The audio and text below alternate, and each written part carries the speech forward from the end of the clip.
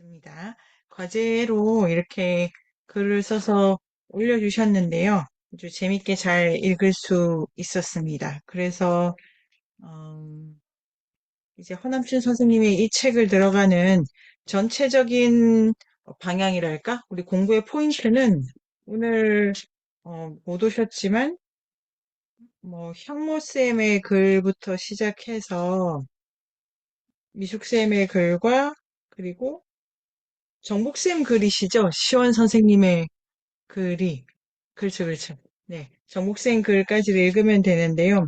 향모쌤 글은 기현쌤께서 준비해서 읽어주시면 좋겠습니다. 기현쌤 준비하실 동안에 향모쌤 글. 직접 인용, 어, 향모쌤 글은 직접 인용 빼고, 읽어도 될 것 같고요. 드디어 이 슈퍼스타이신 허남주 선생님을 뵈러 가는데요. 가게 되면은 그래도 이제 정복쌤 우리가 뵐 거고 미숙쌤, 진진쌤, 기현쌤, 어, 옥현쌤, 향모쌤 이렇게 이제 준비하셔가지고 짧은 인터뷰도 하면 좋을 것 같아요. 그래서 이제 세미나 이 책을 읽고 진행되는 네 번의 세미나 동안 이 직접 허남준 선생님을 뵙고 드리고 싶은 질문 하나씩을 한 두 개 정도 준비해 보시기를 바랍니다. 준비해 보시고 가기 전에 이렇게 질문을 이제 만들어 가지고 수업해서 가면은 좋은 인터뷰가 될 것 같고요. 그 인터뷰 잘 정리하면은 탐구 생활에 가도 좋지 않을까요? 섬의 섬의 인류학자, 음식 인류학에도 관심이 많으시다고 하셨고요. 하남주 선생님께서. 그리고, 이제 오늘부터 시작하는 네 번 동안, 이제, 어, 세 번은 제가 제주도의 신화를 직접 분석하는 것을 위주로 진행을 해보면 어떨까 하고, 신화가 없을 때는 구체적으로 이제 제주 민속에 관련해서 정복쌤 도움을 많이 받아가지고 토론이 잘 될 것 같고요. 마지막은 오키나와 신화와 비교하는 부분이 있습니다. 그래서 섬 신화 일반에 대해서 얘기를 좀 하게 될 텐데요. 이 지금부터 진행하는 세 번 동안 어디를 가면 좋겠다 이렇게 또 마지막에 찾을 순 없기, 그럼 너무 일이 크니까 오늘 어디 가자. 오늘 대충 나올 것 같기도 한데요. 요 오늘 음, 이게 유흥준 선생님의 나의 문화유산 답사기 제주편 1권 딱 열어보면 송당에서 시작하시더라고요. 제주도 그 답사를. 그래서 그것과 관련해가지고 거기를 이제 들러봐도 좋겠고, 여러 가지로 가보면 좋을 곳도 같이 고민해 보시기를 바랍니다.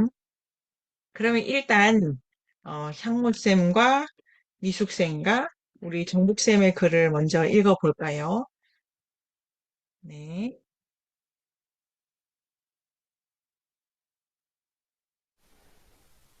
네, 읽겠습니다. 선생님, 그, 요, 그 글만 읽으면 되죠, 선생님. 위에 인용도 읽나요? 아, 인용 말고 요 경우는 네. 바로 글만 읽어주세요. 네, 나는 제주의 애니메이즘을 찾아서라는 세미나 제목으로 이번 세미나에 참가했다. 하지만 이번 책을 읽으면서 애니미즘과 제주 신화가 전혀 연결이 되지 않았다. 애니미즘과 현대 세계 안에서 애니미즘에 대한 단어의 역사적 발생과 그 단어가 가지는 의미를 읽었을 때는 아 그렇구나 그래 모든 만물에는 정령이 있어 라고 지식적인 생각이 어떤 것 같다. 하지만 이번 책은 다른 결을 느꼈다. 우선 이 책을 읽을 때 나는 내가 갖고 있던 지식적 알을 한쪽에 치웠다. 학창 시절 순정 만화를 읽듯이 나는 제주 신화 이야기를 얼렁얼렁 알고 싶어졌다. 제주 사람도 아닌데 나는 제주 사람이고 싶었다. 제주 서사시, 즉 본프리들의 이야기를 읽을 때 더 가서 제주 신화의 세계에 들어가고 싶었다. 나는 제주 신화에서 말해주는 설문 대할망이 두 손으로 두 손으로 버려 만든 그 땅과 하늘에서 생겨난 만물의 한 사람으로 인식하고 싶었다. 왜냐하면 내 존재를 신화 속으로 들여보냈을 때 마음이 편해졌기 때문이다. 그래서 제주 신화 본풀이를 읽고 다시 앞장 탐라국 건국 서사시의 서로 넘어왔다. 왜냐하면 왜냐하면 나라는 존재의 탄생을 알고 싶듯이 제주 신화의 탄생 배경을 정확하게 알고 싶었기 때문이다. 하지만 문제는 읽어도 헷갈렸다. 그래서 더 명확히 알고 싶어져서 옮겨 놓았다. 네, 좋습니다. 기현 쌤 괜찮으시면은, 어, 제가 정신이 없으니까 요 화면 네네. 닫아주시고요. 다른 네네. 선생님들 글 읽을 때 조금 찾아서 네. 공유해 주실 수도 네. 있을까요? 네. 이제 향모쌤의 글에 가장 큰 향모쌤의 화두는, 제주 신화랑 애니미즘이랑 어떻게 연결해야 될지 모르겠다. 이거 하나랑, 난 신화가 아무튼 너무 좋다. 아무튼 너무 좋다. 그래서 우리 형무쌤이 이제 그 흠뻑, 어, 젖어서 즐거워하시는 거를 제주에 가서 보게 되겠네요. 수다스러우실 것 같아요. 그래서 계속 우리 기쁜 향문쌤을 만나게 되는 게 좋겠고, 이제 처음에 향문쌤이 제시한 것처럼 애니미즘과 제주 신화가 무슨 관계가 있나를 향문쌤의 그 얘기로부터 시작을 해보도록 하겠습니다. 유기쁜 선생님께서 애니미즘에 대한 정의를 많이 이제 말씀해 주시겠죠. 여러 철학에 따라서. 그래서 지난 시간에는 가장 이 애니미즘이라는 요 화두 자체가 인간 중심주의 와 타자를 어떻게 바라볼 건가에 이제 이런 큰 문제의식 속에서 근대적으로 발명된 단어다라는 말씀을 주셨고요. 여기까지 이제 제주신을 다 읽고 본격적으로 애니미즘 더 논의하면은 좋을 것 같고요. 어, 네, 내년에도 인문세의 종교인학에서는 샤머니즘, 애니미즘 이쪽으로 조금 더 가보려고 하고, 우리가 올해는 읽을 수가 지금 여유가 없으니까요. 유기품 선생님께서 번역하신 걸로 식물 사람 이런 책도 있습니다. 이 펄슨에 대한 개념을 동물 사냥 여기서 가지고 온 거 말고 식물로도 가지고 오는 요 책 내년에 종교인력 시작하면은 이 책부터 시작을 할까 지금은 생각을 하고 있습니다. 애니미즘을 다시 돌아가면 애니미즘에 대한 다양한 정의가 있겠습니다만 저는 가장 중요하게 된 만물의 혼이 있다. 에서 출발하면 다 된다고 생각합니다. 만물에 혼이 있다라는 말은 뭐냐면 모든 몸을 가진 것, 모든 물체적인 것 안에는 정신성이 들어가 있다 이렇게 되겠죠. 그래서 마우스라든지 스테플러라든지 이 모든 것에도 정신이 들어가 있다라고 보게 됩니다. 나와 마찬가지로. 그래서 만물은 동등한데 정신이 있기 때문에 동등하다. 이런 얘기가 가능하고요. 그러면 구체적으로 그 정신이 제 말씀 잘 안 끊긴 거 들리십니까? 네. 구체적으로 그 정신이 뭐냐면은 욕망, 그 다음에 감정, 이 두 가지입니다.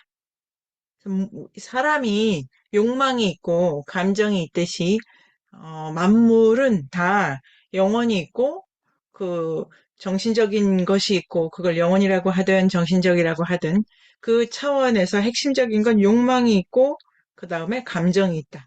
그러니까 마우스도 욕망이 있고, 감정이 있고, 이런 차원에서 저는 애니미즘을 정의하고 있습니다. 이것이 저의 애니미즘의 정의이고, 실제로 이제 각 논자들의 정의와 함께 조금 더 발전시켜 나가고 싶습니다. 그러면은 애니미즘하고 제주 신화는 무슨 상관이 있느냐, 요 부분을 이제 돌파를 해야 되는데요. 이 허남준 선생님의 책에 따르면은 제주도는 18,000 분의 신이 계시고 지금도 뭐 얼마든지 신이 다시 태어나기도 하고 그런 섬이라고 하더라고요. 그러니까 그리고 이제 봄풀이라고 하고 조금 따라가다 보면은 제주도의 모든 신화는 우주 자연을 신화로 이해를 하는 건데 우주 자연이라고 하는 것은 물리적 법칙을 따르는 세계이기도 하지 않습니까? 그 세계의 이치를 신의 욕망과 신의 감정으로 설명하고 있기 때문에 역시 물리적 우주를 영혼과 정신의 차원에서 설명하고 이걸 이제 인격화시켜서 신화적 차원에서 논한다는 점에서 애니미즘에서 우주자연을 설명할 때 만물의 정신적 능력을 보듯이 제주 신화도 만물의 정신적 능력, 그걸 이제 신격화시켜서 이해하고 있다는 점으로 이렇게 유기적으로 비슷하다고 생각도 하고 제주도는 그럼에도 불구하고 더욱 의미가 있는 것은 그 신화를 복제시켜 놓은 게 아니라 이제 신화 속에서 그 다음에 다양한 물질문화적이건 무형문화적이건 다양한 굿, 다양한 당 여러 가지 문화 속에서 계속해서 현재적으로 이렇게 향유하고 전승하고 있기 때문에 애니미즘적 세계가 이제 활성화된 섬이라고 볼 수 있겠습니다. 그리고 이제 무태사는 정복쌤은 제주도에 계시지만 무태사는 우리는 이렇게 이제 만물의 영성으로부터는 눈 돌리기가 어려운 바쁘고 막 정신없이 이제 도시 생활에 딱 이렇게 길들여 있으니까 제주도 신화를 공부를 많이 하고 제주도에서는 세계와 우주를 어떻게 보는지를 이해하게 되면은 내 주변의 정신성, 영혼성, 그 사물들과의 관계도 좀 달라지지 않을까? 그래서 제주 신화를 통해서 물건을 바라보는 방법, 우주 자연에 대한 감수성, 이런 걸 키우면 애니미즘적으로 나의 인간중심주의를 깰 수 있는 방법이 되지 않을까. 요 정도 제가 향모 선생님의 과제를 읽고 생각을 해봤고요. 그 다음에 미숙쌤의 과제를 또 읽어보도록 하겠습니다. 일단 토론을 하고 싶은 국면은 이제 도처에 많지만 쭉쭉쭉 가고 다시 이렇게 돌아올게요. 요 경우는 어, 그 시험 문장으로 써주신 거니까요. 직접 인용 포함해서 다 읽어주세요. 예, 읽겠습니다. 들리시나요? 응. 네. 제주의 세계화. 데카르트가 나의 존재를 부르짖으며 개인의 발견을 근대의 미덕으로 삼게 되었고, 근대는 개인의 욕망을 한껏 부풀렸다. 그 결과는 어떤가? 나는 존재할지라도 우리는 실종되지 않았던가?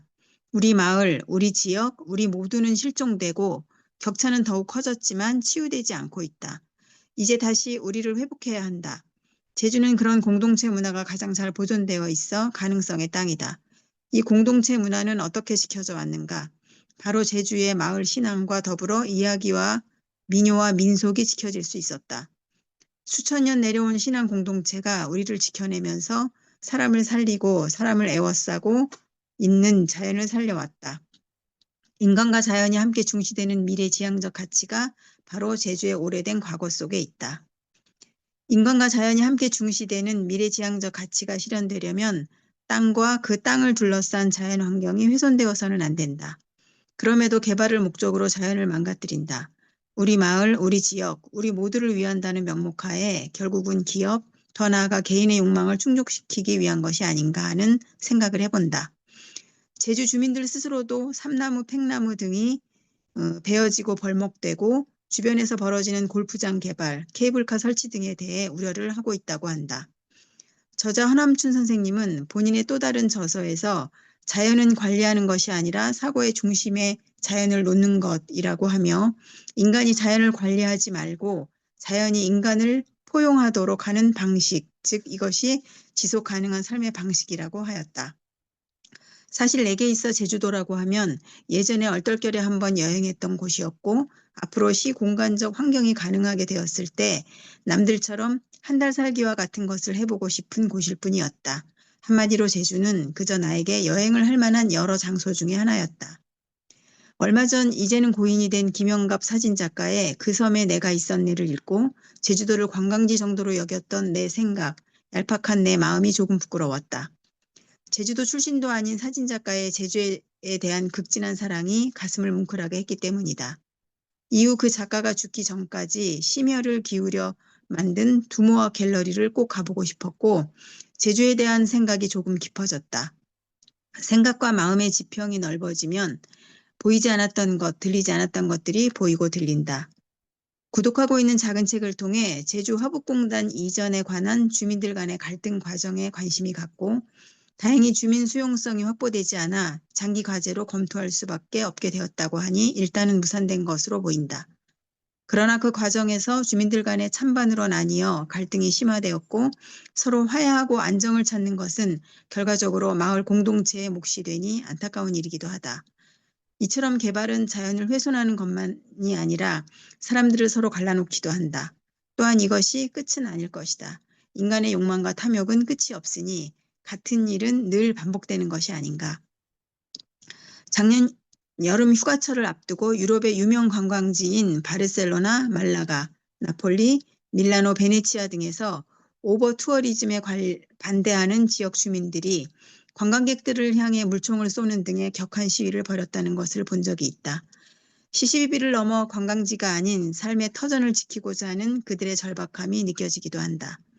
제주 역시 그 땅을 밟고 사는 이들을 먼저 보호하는 생태 환경 정책이 필요하며 제주를 단순한 관광지로서가 아니라 이 땅에 생존하는 만물의 터전으로 바라볼 때 제주의 진정한 세계화가 가능한 것이 아닌가 하는 짧은 생각을 적어본다. 예, 요 이제 어, 저는 잘 읽었고요. 이 시한 문장의 가장 큰 화두는 우리를 어떻게 여기 셋째 줄에 우리가 둘째 줄에 우리가 실종이 됐다. 셋째 줄에 우리를 회복해야 된다. 이런 이제 그 화두가 있습니다. 그러니까 애니미즘은 우리를 회복하는 기술이다라고 할 수도 있겠네요.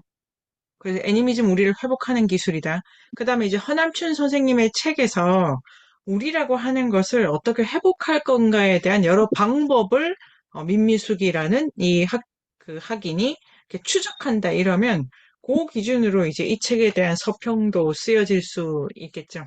그래서 회복과 실종이라는 키워드를 저는 미숙쌤이 가져가셔도 좋다고 생각을 해봤습니다.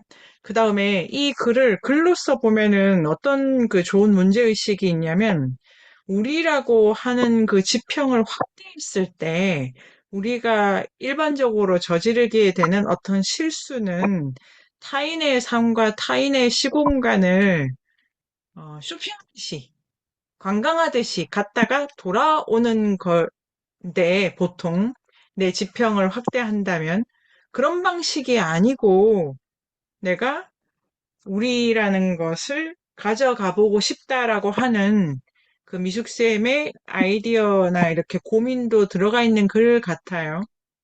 그래서 일단 이 글의 첫째 이 글이 가진 좋은 포인트는 우리를 어떻게 정의해야 할 건가고 애니메이션적 관점에서는 우리 안에 인간만 있지 않다. 바람, AI 뭐 다 들어간다. 그러니까 우리를 어떻게 정의할 건가? 미국쌤이 요 우리를 어떻게 제주도에서는 정의하는가? 이런 주제로 이렇게 계속 탐구하셔도 좋을 거라고 저는 생각을 했고요. 주의해야 될 점이 관광객으로 자기를 세계를 확장하면은 안 된다. 이렇게 일단 요 키워드를 가지고 이거는 우리한테 참 중요한 부분이죠. 그 답사를 간다거나 뭐 구석기 시대 아니면 뭐 오키나와를 간다거나 이럴 때 내가 그 세계에서 빨리 이제 그 고향으로 돌아올 거기 때문에 좀 이렇게 방관자적 그 시선으로 보게 될 경우가 있는데 아닌 방법은 없을까? 요건 아주 좋은 테마 같고 요거를 그 기획문의 테마로 쓰셔도 좋다고 생각을 해봤습니다. 전체 제목은 제주의 세계화인데요. 이 세계화도 좋고, 근데 우리라는 키워드를 내가 어떻게 제주도를 공부하면서 제주도의 답사를 하고 나서 나는 어떤 우리를 갖게 될 것인가. 이런 기대가 있으시면 어떨까 생각이 들고요. 미숙쌤 어떠십니까? 우리라는 키워드. 네, 좋습니다. 예, 자, 그러면, 우리는 좋습니다. 우리는 좋고요. 그 수요일에, 만약에 우리가 노느라 바빠가지고 공부할 시간이 수요일에 있을지 모르겠는데, 수요일에 공부할 시간이 5분이라도 있다면, 요거를 조금, 글로도 고쳐보고 싶네요. 그래서, 이제 이 책을 읽거나 앞으로 제주학, 그리고 애니미즘 모두 우리의 회복이다. 요게 이제 가장 큰 태제로 가져가면 좋겠습니다. 회복의 방법으로 신화가 있고, 그다음에 우리의 답사가 있다. 어, 기현쌤이 좋은 그 주제 아닐까요? 뭐 제가 쓸 게 아니라서 뭐 막 난리 보면은, 답사는 어떻게 우리를 회복시키나. 이런 식으로. 그러니까 우리는 이제 걷고 가다가 만나서 얘기하고, 이게 나에게 어떤 여기 인용문에 셋째 줄, 된다라고 하는 요것이 저는 참 중요하게 느껴졌고, 실제로 허남준 선생님의 뭐 꼼꼼하게 다, 허 선생님을 제가 그 공부하지는 못했습니다. 근데 일단, 이 책의 앞부분이랄까, 다른 책에도 보면은, 회복이라는 단어를 아주 중요하게 생각하시는 것 같아요. 요런 단어를 직접 허남준 선생님에게 이제 어떻게 이 단어를 갖게 되셨는지, 이 단어의 뉘앙스 어떻게 보고 계시는지 여쭤보면은 좋을 것 같습니다. 자, 너무 좋으니까 이제 정복쌤의 글로 읽어보도록 하겠습니다. 정복쌤의 글도, 어, 정복쌤 글은 본문부터 읽을까요? 선생님의 글, 정복쌤의 글.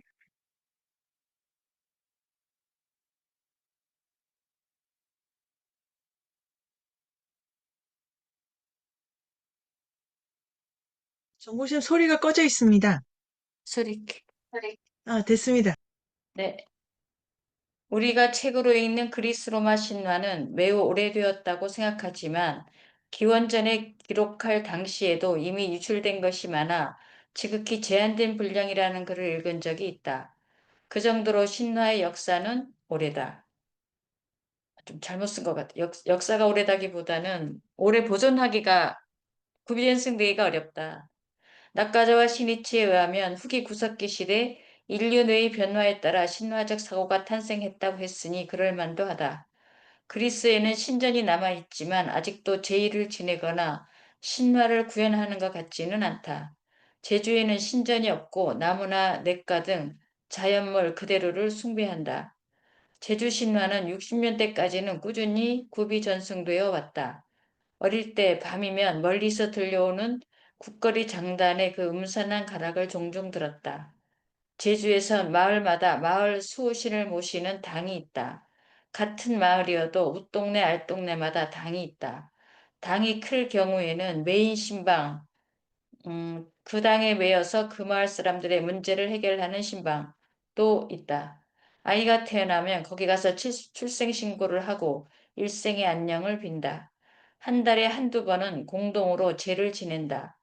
이때 그 수호신을 청하는 의례가 초감제인데 그때 우주와 이 마을의 탄생을 먼저 읊고 그 신이 어떻게 신이 되어서 이 마을에 좌정하게 되었는지 그 살아온 내력을 읊어내는 게 본풀이다.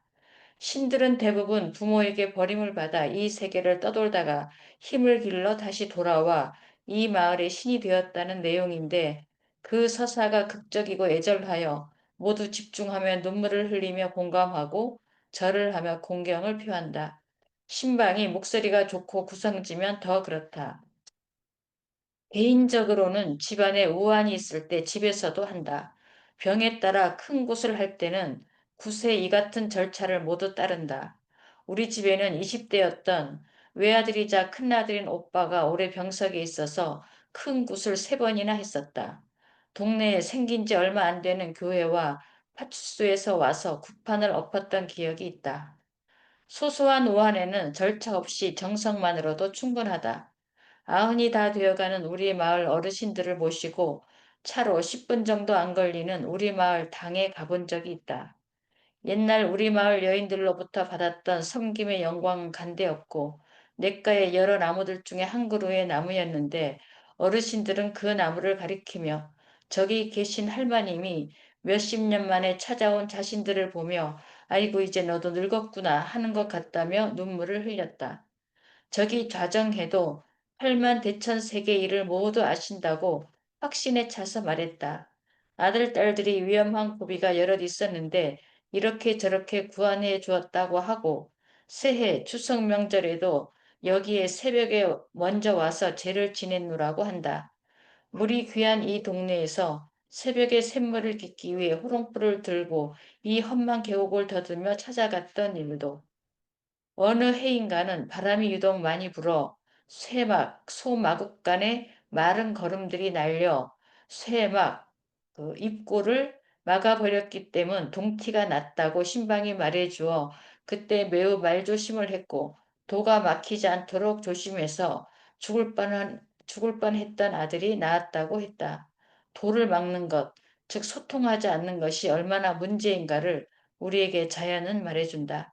바람 부는 걸 어떡하냐고? 그렇다. 사람은 그 해의 운기도 살펴야 하고 그 해의 리듬에 맞춰 살아야 한다. 우주와 하나 되는 것. 할머님은 그걸 동티를 통해 알려주는 것이다. 그러나 이제 구비전승의 시대는 끝났다. 전문적으로 전승해온 소수의 신방 사제들만 무형문화재로 지정되어 기록화하는데 기여하고 있다. 몇몇 행사 때만 구현한다. 이제 우리는 기록으로 제주 신화에서 바람, 나무, 냇가 등 우주 자연을 섬겼던 애니미즘을 만날 수 있을 것 같다. 네, 아주 재밌네요. 그 오래된 나무가 너도 늙었고. 그래서 어, 그, 네. 아니, 이 에피소드가 재밌었는데, 애니미즘이 이거죠, 애니미즘이. 그러니까, 뭐, 제가, 이 컵이 저를 보고, 이 컵이 쓴 지가 10년이 됐더라고요. 너도 늙었구나. 무슨 생각이 들었냐면, 너도 늙었구나, 이거 있잖아요. 너도 늙었구나. 그게, 내 대해서 생각하는 거잖아요. 근데 이게 한 구간 더 가야 돼요, 한 구간 더. 내가 늙은 걸 컵이 슬퍼하는구나. 이런 식으로, 어, 그, 슬퍼. 이런 식으로. 이제 그 애니미즘이, 대화적 관계이기 때문에 아까 이제 서로 욕망과 감정이 있는 존재고, 정복쌤의 그래서 정복쌤 강조하신 것처럼 이걸 계속 주고받는 거죠, 주고받는 거. 야, 나는 안 늙었는데, 컵이. 너는 늙었네, 라든가. 뭐 아니면, 어, 그 이제 나무는 또 나이가 얼마나 많겠어요. 이런 방식으로 세상 모든 것들이 나에게 말을 건다. 이거 이제 애니미즘의 기본적인 감수성이기 때문에, 그리고 바람, 이것도 아주 좋습니다. 그리고 여기서 바로 책으로 들어가 보도록 하겠습니다. 오늘 주신 과제는 그 모든 과제를 선생님들이 한번, 저는 출력해서 공부를 하는 거를 어, 좋아하는데요. 오늘 주신 과제는 지금 읽었던 것이 이제 한 부분이고, 나온 과제가 다른 부분에 해당하는데요. 이제 이 전체가 총론입니다, 총론. 애니미즘과 제주 신화를 어떻게 만날 것인가 있고, 강론으로 들어가서 제주 신화는 세 개의 층위가 있다라고 해가지고, 어, 신앙서사시, 그 다음에 창세서사시, 건국서사시, 이렇게 이제 구별해 주신 거. 서사시라고 해도 되고, 그냥 신화로 해도 되겠어요. 그죠, 정복쌤? 신앙신화, 그 다음에, 창세신화, 건국신화, 이렇게 제주는 단계를 가진다라고 허남춘 선생님께서 제주 신화의 큰 신화적 카테고리를 주고 계세요. 네. 요것이 제가 이제 제가 과문한데 제가 이렇게 찾은 제주 신화에 관한 책들이 다 너무 내용이 복잡하기도 하고 따라가기가 이제 육지 사람인 저로서는 되게 어려웠는데 이 신화를 어떻게 계열화할까에 있어서 허남춘 선생님이 길을 잘 보여주셨다고 생각이 들었어요. 그러니까 이제 차차 읽어가는 신화를 이거는 원초적 신화에 해당한다. 이건 창세 신화에 해당한다.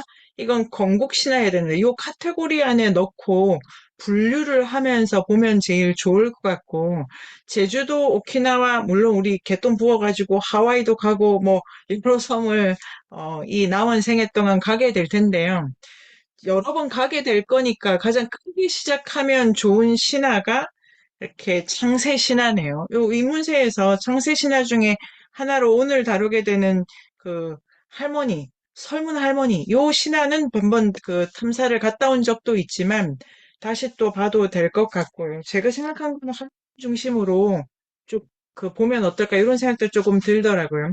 이제 일단은 이 총론에서 신화를 계열을 크게 이제 신화와 상세신화, 건국신화 이렇게 이제 큰 카테고리를 나눠주신 허남춘 선생님의 설명을 따라가게 될 거고, 그 전에 제주의 이 애니미즘적 성격, 신화적 성격을 잘 보여주는 부분 몇 가지만 이 세 분 선생님의 글을 읽은 김에 따라가 보도록 하겠습니다. 어, 세계문화라는 얘기도 이제 하고 계시죠. 제주 신화를 어떻게 세계화 시킬 것인가. 30쪽에 뽑은 가장 큰 문제의식이 제주 문화라는 것이, 제주 신화라고 하는 것이 상당히 이제 보편적이다라는 말씀이신 것 같아요. 그래서 이 보편성이라고 하는 것, 그래서 아까 이제 그 미숙쌤이 포착하신 이 우리라고 하는 것, 좀 더 확장해 가면은 온 세상의 신화랑도 만날 수 있는 길을 여기서 찾을 수 있다. 이런 게 이제 허남준 선생님의 가장 큰 의식이시라고 생각이 들고요. 그 다음에, 이 제주 신화의 특징을 본격적으로 딱 들어가면은, 하나는, 제주 신화는 이 촉자라는 것을 통해서 이 신화를 향유한다. 구술을 할 때도 늘 그런 거죠, 정복쌤. 초감제를 시작하면서, 맨 처음에 그 본풀이 전체를 본풀이라고 하는데 그 본풀이는 이 본이라는 건 근본 내력이라는 뜻 같아요. 네네. 이 신이 살아온 삶의 내력. 그러니까 서사죠. 근데 그거를 본격적으로 읊기 전에 우선 이 우주가 어떻게 생겼는가, 어떻게 해서 네네. 창세가 됐는가 하고 불러오는 부분. 그러니까 그 부분이 창세 신화가 아닐까 하는 생각이 들어요. 자, 창세 좋습니다. 신화만 따로 있지 않고. 네네네. 좋습니다.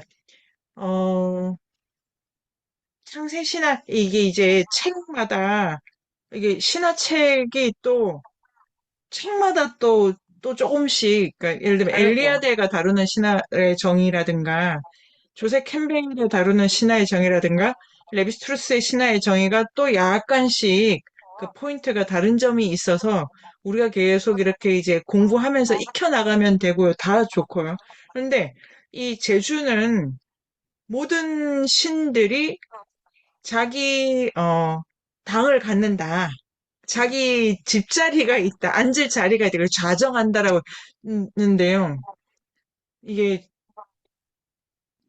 세계 종교 사상사에 따르면 신이 집을 갖게 되는 것도 원래부터 있었던 일은 아니고 이게 발생의 계기가 있더라고요.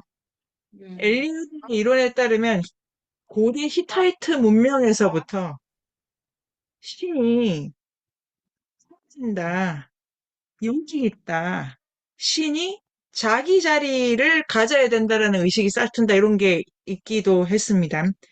그래서 신이 제주에는 모든 신이 자기 집이 있다는 거죠. 집이. 그러니까 거기 가야 그 신을 만날 수 있는 거죠. 그리고 그 자리를 당이라고 하는데요. 거기에 가면 그 신의 퍼스널 히스토리를 알 수 있어. 그러니까 진짜로 이렇게 각국의 신이 자기 집이 있고 거기 가면 개인 이력이 있다 이러면 너무 사람 같잖아. 너무 그냥 미숙인 집이야. 네가 들어가 살 데가 아니야. 이런 거죠. 네, 정목쌤 말씀 주시면 됩니다. 원래는 사람이었어요. 신이 아니고.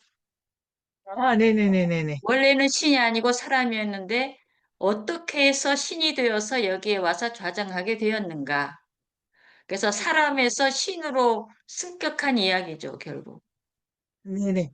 제주 전체 신화에, 어,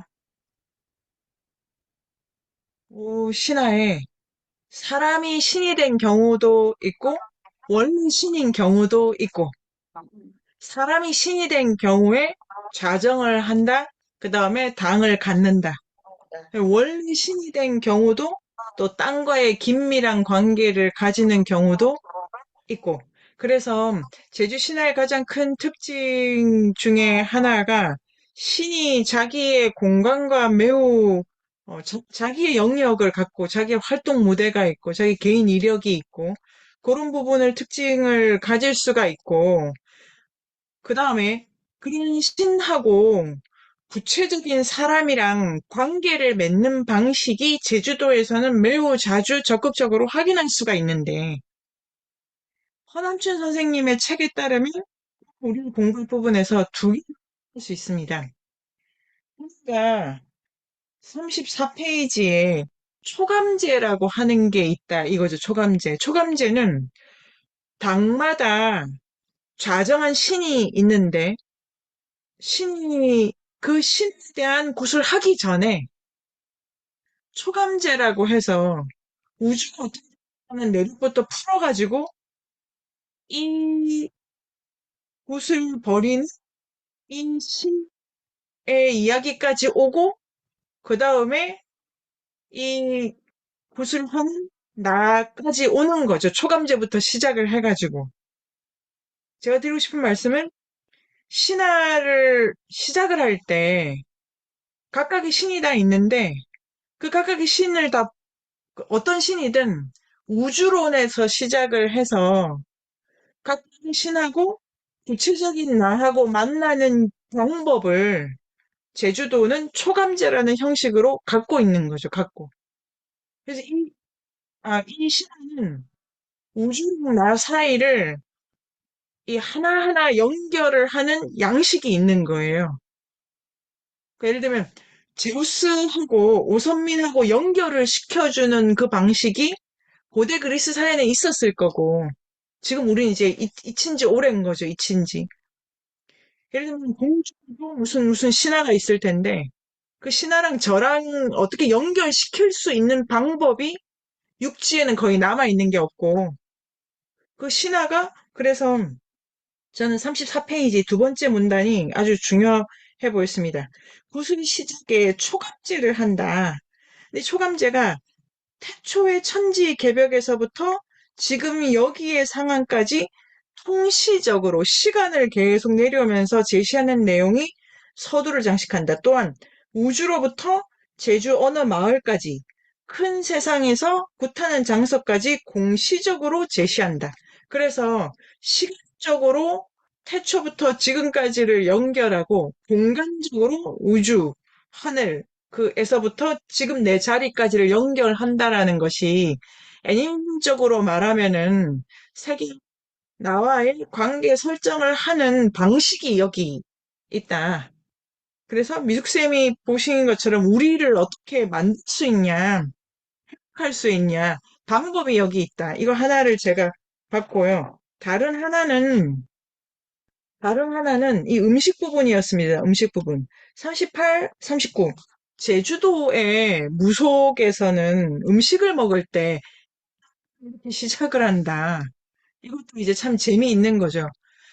그냥 우주에서 시작을 해서 제사상을 우주적으로 차린 다음에 그걸 사람들이 이렇게 보고 먹고 그래서 38, 39 마지막 밑에 두째 줄 제주도 무속제사에서는 보일 때 별 차례로 올린다. 이것도 우주에서 출발을 합니다. 이 속은 유교가 들어와도 계속 유지가 됐다. 이거 대단히 힘이 좋은 거고. 제사나 명절 쓰는 떡에 우주가 담겨 있다. 이게 제가 그 요리 인류 학자인데, 요리 인류 학자인데, 어, 우리 먹는 것이 내가 뭘 먹을 때 제사나 이 명절에 해를 먹는다. 벌을 먹는다. 난 사람이잖아요. 그러니까 별이 나보다 우주적으로 차원과 수준이 되게 높은데 이 미천한 내가 해를 먹는다. 이름으로써 이 미천한 내가 이 먹는 행위를 통해 해와 하나로 연결되네요. 앞에 초각제는 노래를 부르거나 구술하거나 여러 가지 이렇게 제의적 양식 속에서 우주를 나 있는 자리까지 순서대로 이렇게 내려오는 거지 않습니까? 명절 제사 지낼 때 차리는 이 음식이 우주론을 표현하고 있고 그걸 먹으면 내가 이제 올라가는 거죠. 이런 방식으로 제가 이 두 개의 예를 이 책에서 배울 수 있었는데요.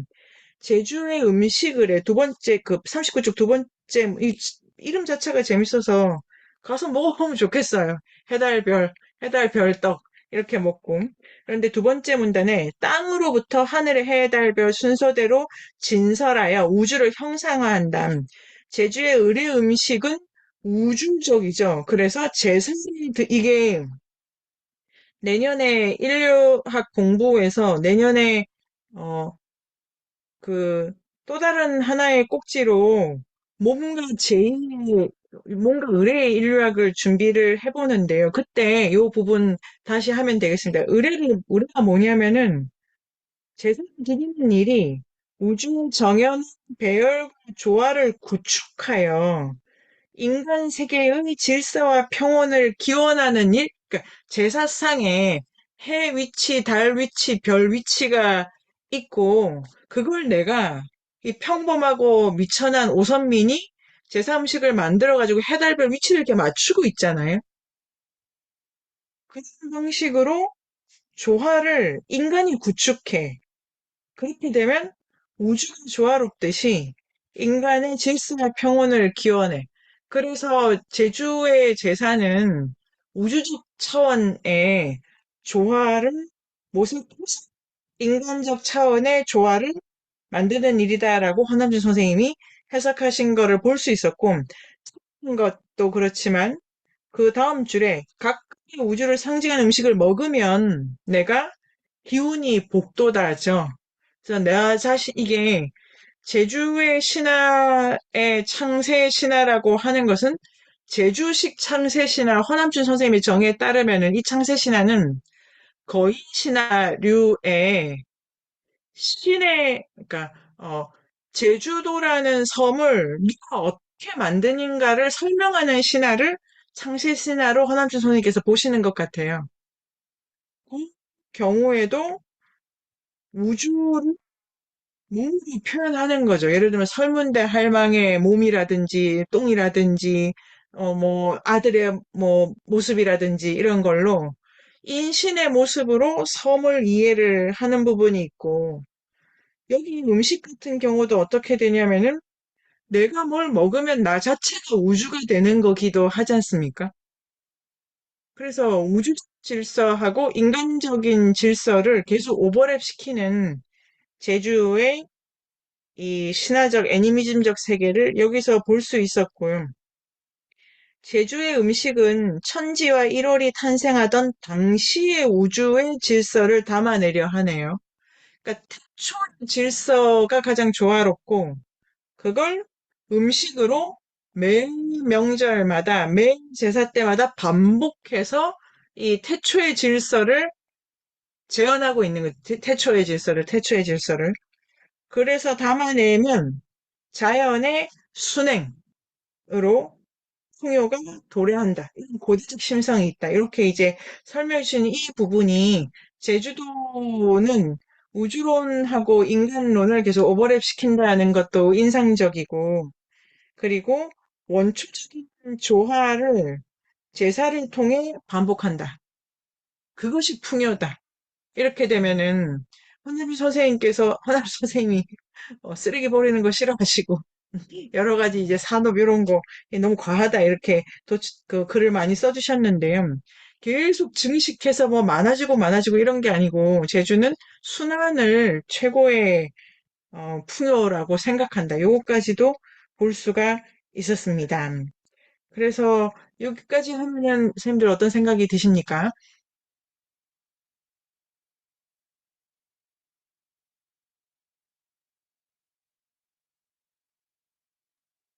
저도 이 부분 읽으면서 이제 밑줄을 지금 다 그어져 있네요. 저도 흥미로웠어요.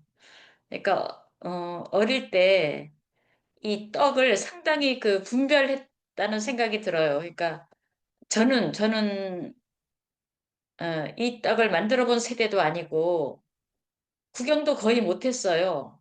근데 이제 약간 흔적만 그 할머니들이 말을 하는 거라든가 특히 장례식 때 그 무덤에 갔다 와서 그 산소 그 무덤에 갔다 와서 이런 떡이 있었다, 저런 떡이 있었다, 이런 떡을 해왔다, 저런 떡을 해왔다 하고 할머니가 그 떡 이름을 말하던 것이 여기에 읽다 보니까 아, 그때 들었던 이름 비슷하다 이런 생각이 들어요. 그러니까 저가 막내라서 제가 그 큰 돌아가시는 그 오빠랑 20살 차이거든요. 그러니까 저도 나이가 지금 이렇게 많아도 그때 워낙 그 나이 어린 막내였기 때문에 이렇게 구경하거나 말만 들었지 실제로 뭐 떡을 만들거나 이래 본 세대는 아니거든요. 근데 분명히 말은 들었어요. 그러니까 되게 이걸 중요시했고 이것이 최근까지도 서귀포 쪽에서 그러니까 제주시는 이런 떡이 없어진 지가 너무 오래돼 버렸고 몇십 년 돼 버렸고 서귀포가 이것을 굉장히 한 20년 전까지만 해도 그 서귀포 쪽에 어떤 며느리가 제가 아는 사람이 있는데 막 골치 아파 죽겠다고 이런 떡 저런 떡 다 한다고 하던 얘기를 들은 적이 있어요. 그러니까 이거 하면서 저도 여기 별떡은 저도 만들거든요. 최근까지도 만들었어요. 한 5년 전까지만 해도. 저도 집에서. 이걸 이제 식용유 기름에 이렇게 지져내는 거니까 이걸 우린 여기서 기름떡이라고 하는데 반드시 그 별 모양으로 생긴 그 틀을 사다가 이렇게 찍어내거든요. 찹쌀 반죽해가지고. 그러니까 별건 아닌데, 아, 그것이 별이요. 그래서 별떡이라고 했나? 이런 생각은 들고, 뭐, 돌레떡은 아마 달떡이 아닌가 이런 생각이 들어요. 어머니가 돌레떡이라고 했거든요. 음. 그래서, 너무, 네, 정말 저도 먹어보고 싶네요. 이게 이 우주를 맛은 전혀 없어요. 그냥 아무런 맛 없는 그냥 쌀가루로 이렇게 미끈하게 만든 것일 뿐. 근데 그 떡을 지금 뭐 설탕이나 이런 거에 찍어 먹으면 되게 맛있거든요. 절편이나 마찬가지니까 맛은. 근데 이것이 이렇게 우주적인 의미가 있었나? 이걸 저도 읽으면서 진짜 놀랐어요. 역시 옛날에 제의는 이런 의미들이 있었구나. 이런 생각을 했어요. 그러니까 전문적으로 연구하시는 분들을 이런 걸 알아내는구나 생각했죠. 여기 그 보면은, 어, 각각의 이게 그 39쪽의 두 번째 문단 있지 않습니까? 우주, 그 떡으로 우주를 다시 배열해. 그 다음에 그리고 이제 조화롭게 떡으로 우주적 조화를 만들어. 요게 어 주술이다. 이게 뭐냐면 주술은 뭐냐면은 우주적 이치를 내가 잘 알고 약간 응용해가지고 이 질서에 개입해 들어가는 거라고 레비스트루스가 말하더라고요. 이 우주 달의 별이 아무렇게나 있을 수도 있는데 태초는 요런 모습이었고, 그건 매우 옳고 마땅하고 조화로운 거니까 내가 한번 그걸 그대로 구현하면, 구현하면 우주가 그렇게 될 거라는 거지 않습니까? 그러니까 내가 해, 달, 별, 떡을 만들고 그 진설하고 먹는 것이 우주적 질서에 개입한다? 이게 이제 주술의 정의고, 이것이 왜 과학이 아닌가? 라고 레비스토르스는 그 야생의 사고라는 책에서 피를 토하시면 이게 왜 과학이 아니냐. 이것이 다 질서가 있고 논리 속에서 나온 인간의 행위고 이것이 왜 인간 중심주의가 아니야? 이것은 인간의 고귀한 주술적 능력을 보여주는 거다. 현대과학은 물리 법칙을 알아도 내가 아는 거지. 그 물리 법칙에 내가 개입해 들어갈 수는 없잖아요. 근데 주술은 질서를 알면 개입해 들어갈 수 있다라는 토대에 바탕을 둔다. 이런 것이 이 주술성 이런 것도 생각을 할 수가 있고 또 하나는 아까 이제 정호쌤 말씀해 주신 것처럼 이런 것을 이제 설명하는 것을 본풀이라고 해서 본이 내력이다. 기운이다. 이거 있지 않습니까? 이게 신화라고 하는 것의 정의가 신의 이야기인데 그 신이 뭐냐면은 만물의 원인, 만물의 내력, 그래서 본풀이라고 하는 것 자체가 신화의 원래 뜻을 반영하고 있기도 하다는 생각이 들고요. 그런 부분도 있고, 어, 한, 그, 코멘트만 더 듣고 다음 부분으로 가볼게요. 다른 선생님들은 어떠십니까? 떡이 좋아. 어쩌면 해사탕, 별사탕, 달사탕도 있었던 것일지 몰라. 근데 우린 지금 별사탕만 남기고 있는 게 아닐까?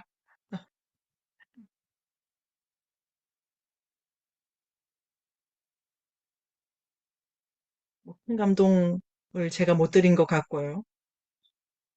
없어, 없어. 아이, 중요한, 초감제, 초감제. 어, 자, 그러면은 지금 이제 초감제와 이 음식과 관련된 인류학을 이렇게 제의적 관점에서 보면은 재밌을 것 같습니다. 그럼 이제 본격적으로 제주 신화에 대해서 들어가도록 하겠습니다. 신화에 관련해서는 첫 번째로 유리쌤의 글을 읽고 그 다음에 이 내용이 조금 중복이 되기도 하기 때문에 어, 유리쌤의 글을 일단은, 아니, 유리쌤의 글보다 진진쌤, 옥현쌤, 유리쌤, 기현쌤 순서로 갈까요? 네, 진진쌤 읽어주세요. 그 공유는 기현쌤이 조금 수고해 주시겠어요? 네. 제주 신화는 크게 고대 국가 건국 이전의 원시 서사시와 건국 시기 영웅들의 고대 서사시로 구분된다. 원시 서사시는 또다시 구석기에서 신석기 사이 선주민의 삶과 관련된 신앙 서사시와 원시에서 고대로 넘어가는 시기 이주민의 삶과 관련된 창세 서사시로 나뉜다.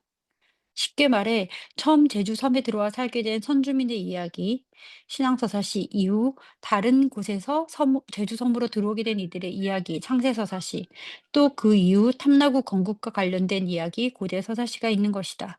이처럼 신화가 기원과 관련된 이야기라고 했을 때 우리는 이야기 속의 여러 요소들을 통해 그들이 누구이며 어떻게 살았고 무엇을 중요하게 여겼는지 등을 알 수 있다.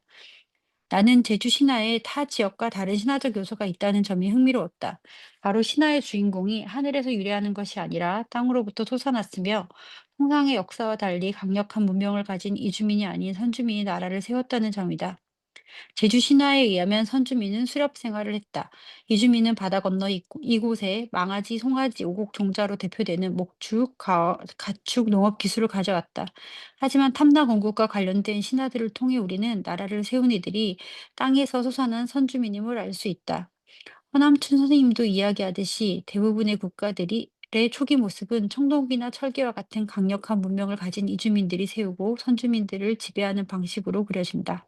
그럴 때마다 나는 기술과 문명과 같이 강한 힘을 상징하는 것들을 취해야만 속박당하지 않는 것일까 하고 생각하곤 했다. 제주의 신화는 꼭 그렇지만은 않다고 이야기하고 있었다. 심지어 제주 신화는 선주민과 이주민이 서로 대결하고 갈등하는 긴장 속에서 화합되어 가는 과정을 보여준다는 점에서 그만의 독자성을 가지고 있다. 제주는 신화의 섬이고 그 신화에는 제주가 바라보는 우주가 담겨 있다. 불려지고 전해지는 제주 이야기에는 자연을 신성하게 여기고 그 질서의 부분으로 소박하게 자신을 가져가는 세계관이 있다. 우리나라뿐만 아니라 세계의 많은 이들이 제주를 사랑하고 찾는 데에는 이 이야기들이 담고 있는 우주관이 제주의 고스란히 스며 있기 때문이 아닐까? 네. 여기 이제 옥현 선생님 글에도 있지만 제주에 네, 제주 신화가 밖에서 들어온 이야기가 많다. 밖에서 들어와서 안에 문명을 전달하는 이야기가 많다. 이게 제주 신화에 많다. 근데 저는 저는 이게 일반적일 거라고 생각해요. 모든 동화의 그 왕국을 새로 건설하는 이는 다 바깥에서 들어온다. 라고 이렇게 제가 생각하고 있는 부분이 있는데요. 제주만의 것은 아니다. 그 솟아난다 있지 않습니까? 솟아난다. 제주도에 많은데, 예를 들면 말리노프스키의 산호섬의 경작지와 수출, 산호섬에서도 산호섬 신화의 그 주인공이 솟아납니다. 이 솟아난다라는 것은 하늘에서 내려오는 단군 신화랑은 다르죠. 그거는 강조될 필요가 있고, 섬나라 일본이 솟아나는 영웅담을 쓰는 것인가, 요거는 이제 계속 공부해보고 싶네요.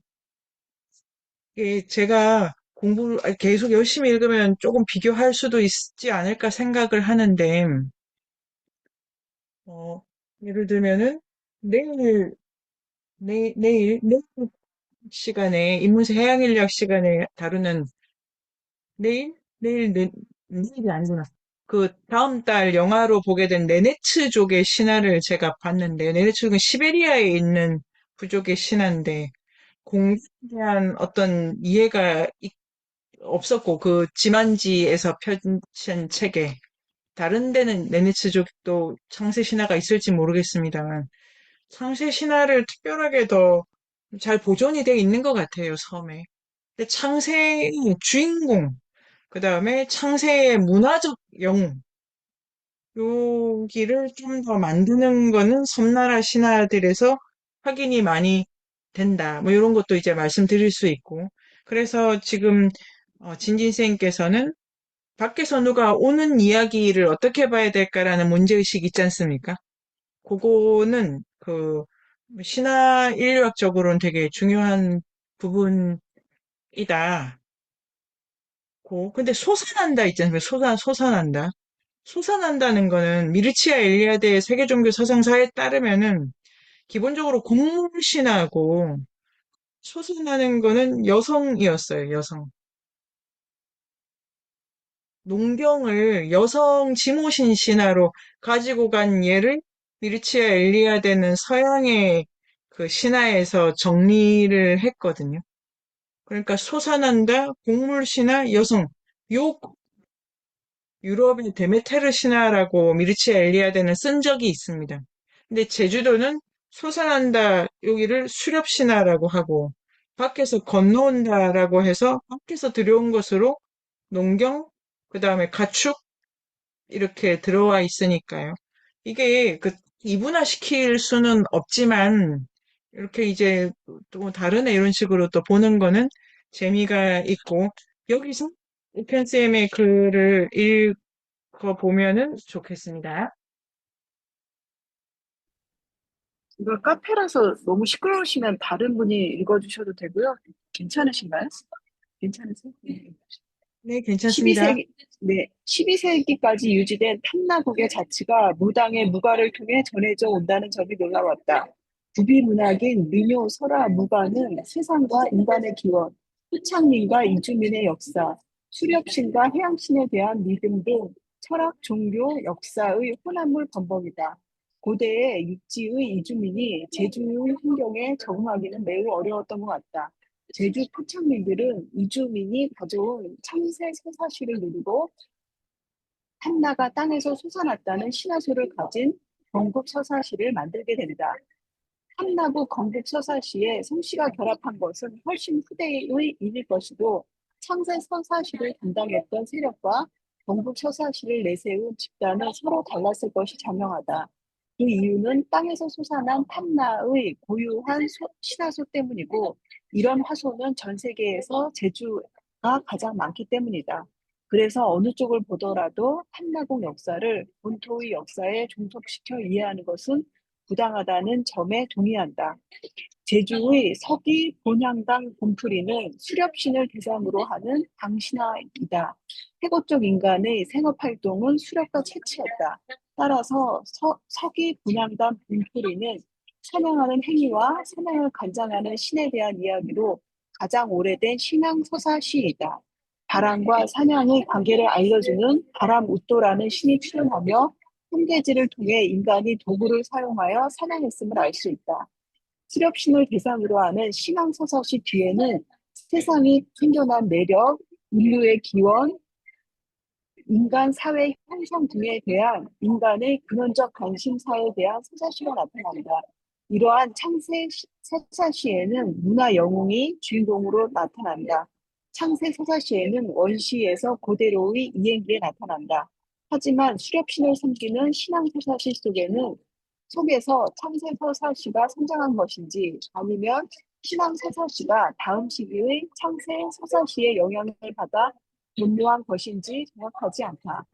육지와 제주의 창세 서사시에서 유사점은 천지개벽, 인세 차지 경쟁, 우열 조종이란 신화소가 공통적으로 들어있고 창세의 주체가 거인신에서 천부지모형 인간 영웅으로 바뀌는 점이다. 창세 신화의 주인공은 거저, 유은 거저, 팔선생 거저였다가 대벼랑, 소벼랑이 주인공으로 등장한다. 제주의 천지개벽은 육지의 천지개벽과 다르다.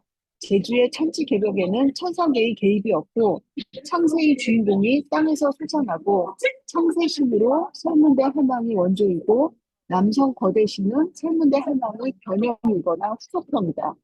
창세 이야기에서 옥수의 이야기까지 신화, 전설, 민담에 두루 퍼져 있는 것이 설문대 할망의 이야기이다.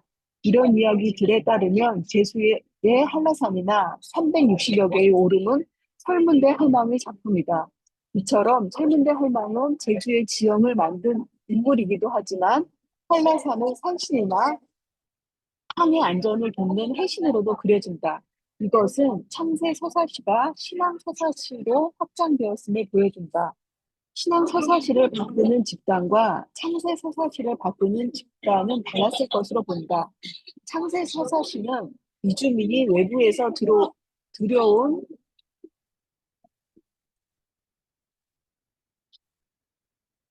좀 다른 분이 읽어주세요. 이게 커서가 안 내려가지고.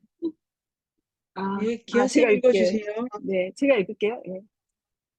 이주민이 외부에서 들여온 것이고 신앙서사시를 신봉하는 하던 주체는 선준입니다.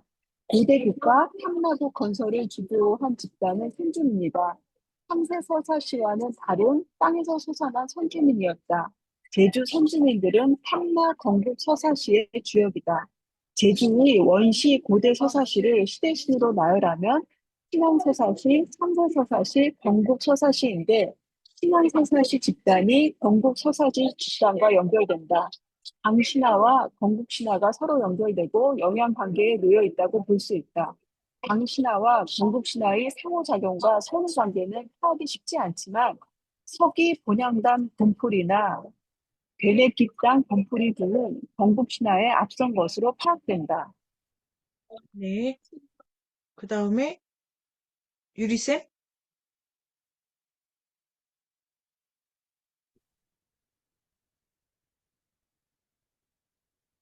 함라의 창세.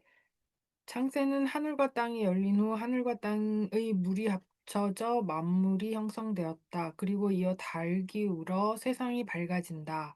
천지 개벽과 도업을 그리는 데 있어 육지에는 없고 제주에는 있는 화소가 눈에 띈다. 바로 달기 울어 세상이 밝아진다는 동성계문 화소다.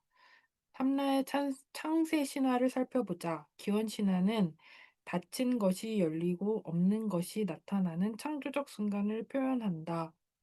창세담은 언젠가 어디선가 보았던 신화소들로 엮여 있어도 질리지 않는다. 원형적인 것은 시간을 타지 않는 듯 친숙하지만 새롭고 매력적이다.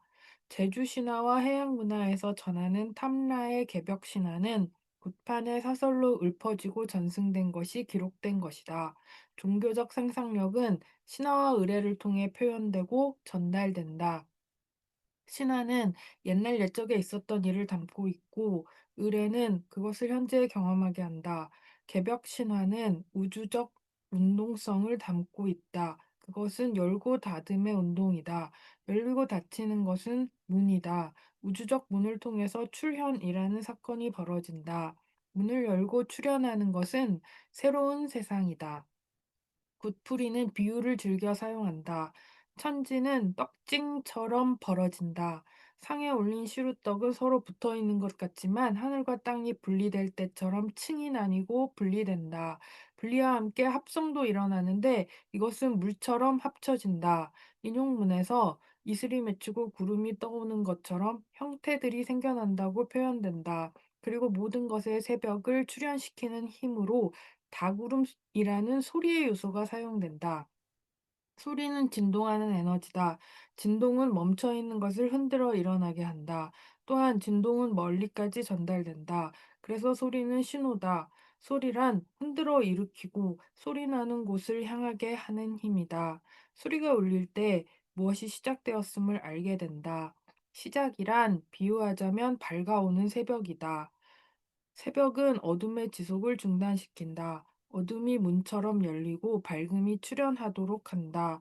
닭이 울어 밝아진다는 신화소란 소리로 문을 흔들어 빗장을 여는 개벽이다. 그런데 왜 닭일까? 날개 달린 새는 하늘에 속한다. 닭은 땅 위를 걷기 때문에 땅에도 속하는 새다. 양 날개를 펴고 머리와 꼬리를 쭉 뻗은 닭은 사람이 도읍하고 거주하는 사방을 가리킬 수 있다. 닭은 인간의 마을을 소리로 진동시킨다. 닭은 이러한 양서성과 소리로 인해 문의 안과 밖을 넘나드는 능력과 문 밖의 것을 불러오는 힘을 표현하는 상징물이 된다. 창세 신화는 개벽, 즉 문을 여는 창조적 힘과 순간에 대한 종교적 상상력의 표현물이다. 신화라는 표현물은 의례를 통해 반복해서 상연되고 전승된다. 떡, 이슬과 구름, 닭과 같은 평범한 사물들은 종교적 상징물이 된다. 이러한 신화, 의례, 상징은 탐라 사람들의 종교성을 표현한다. 네. 여기 유리씀 요 마지막에 저는 요게 좋았는데, 이게 평범하다. 그러니까 이게 신성한 것들인데, 그 어느 하나 내가 모르는 게 없는, 이게 너무 상식이고 당연하고 닭은 어디나 있고, 그런데 이것이 왜 신성한가? 요 마지막 요 줄을 이 글에 앞으로 올려가지고 제주 신화의 그 흥미로운 점으로 요렇게 해보시면은 글이 더 재밌을 것 같아요. 그 우리가 신성하다고 하는 거를 뭐 갑자기 뭐 이렇게 링 날고 막 날개가 있고 막 근데 이거 닭이 닭. 어, 이렇게 막 천사가 뭐 악마 이런 게 아니고 이 신성함이 얼마나 일상적인 것에서 이렇게 표현되는가. 그 유리쌤 어떠십니까?